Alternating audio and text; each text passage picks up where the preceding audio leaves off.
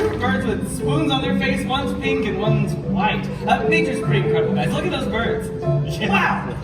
That's very, yeah, thank you guys, awesome, yeah. Now we're actually joined by another one of our friends right back here. This is Miles. Miles is a trumpet or hornbill. Now all these birds today are going to demonstrate how their adaptations really help them thrive out there in the wild. So his adaptation is his body shape. It helps him be agile, weaving in between all the trees in the forest of Africa. Well, why don't we just show our friends what that would look like? We don't have trees. We don't, but I think we could ask two of them to make a tree-like shape of their formation, and you're gonna get a good view, okay? For her, the show's in 3D today. Absolutely. All right, perfect. Okay, so Miles, we have Megan all the way in the back there, buddy. Check that out! He's an Abyssinian ground hornbill. They spend a ton of time on the ground, and they use the big stocky legs to help them when they're foraging around through the grasslands of Africa. And these birds have some incredible adaptations.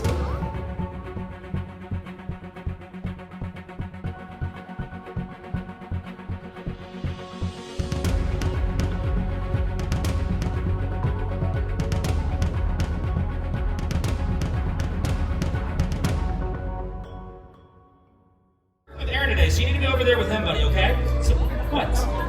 In the world? Seriously? You just untied my shoe. What, did you get him a treat for that? Well, no, I gave her a treat for coming back, and then she's wandering about, and I want to make sure she stays here. Oh, okay, I guess that makes sense. So yeah, like I said, these guys remember exactly what happened right before they got that treat. So you have to be very careful about your timing. And the same thing works with your animals at home, right? So no, we're seriously? Aaron.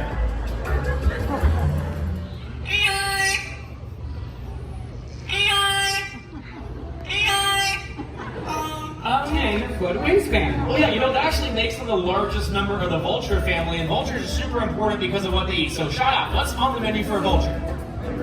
Yeah, I heard carry-on out there, absolutely. Now, not the luggage you bring on your airplane. It's actually rotting carcasses of animals that die in the wild, right? So, these guys come along, clean up the mess, and stop the spread of disease. Yeah, so in a way, they're like nature's recyclers. And I think if we all recycle in our own way, the world would be a much cleaner place. Ozzy, you were such a joy. There's a couple more treats for you, but you can head on out with that condor trot. There we go. Hi guys, we're going to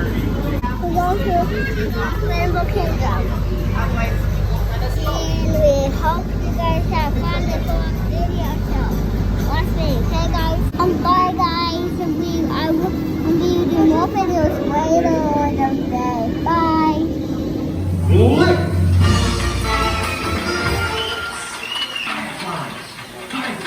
I'm here. Over here. Way over here. Way over. Little more. Little more. Little less. Perfect. Oh, and hi. Hi. Hello. And welcome. Welcome to our show. You know, we've been doing this act for over 300 million years. Take it from an ant. It's tough to be a bug. That's why we've developed some amazing survival techniques. For instance, deep in the jungles of South America, there's a bug. Well, technically he's an arachnid, you see. And Chili, I really hate when you do that. I really don't. That I hate. Oh, sorry, Flick.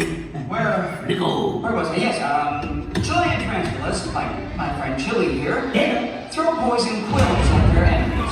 Spiders. They're mine. Bug bombs, zappers, sticky little motels. Nothing can stop us. Ha! Nothing!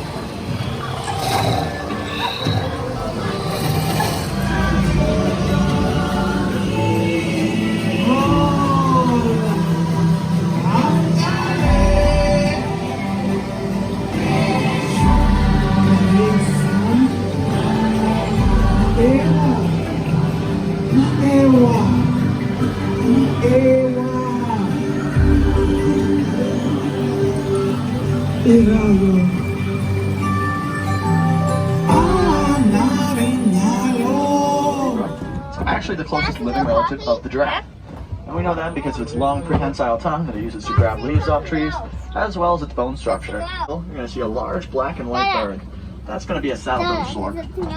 Now, saddle-billed storks, black rhinos can weigh up to 3,000 pounds. And unfortunately, because of poaching, there's less than 5,000 left in the world. They have breath for up to 8 minutes.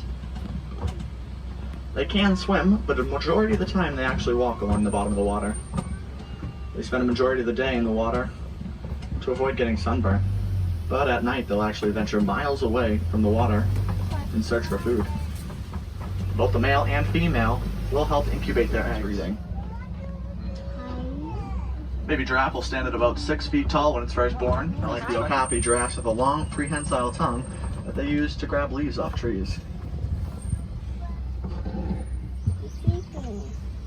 The females do a majority of the hunting while the males protect the pride. About them is because they are so small, they don't impede so much in the local wildlife. It's really a win-win for everybody.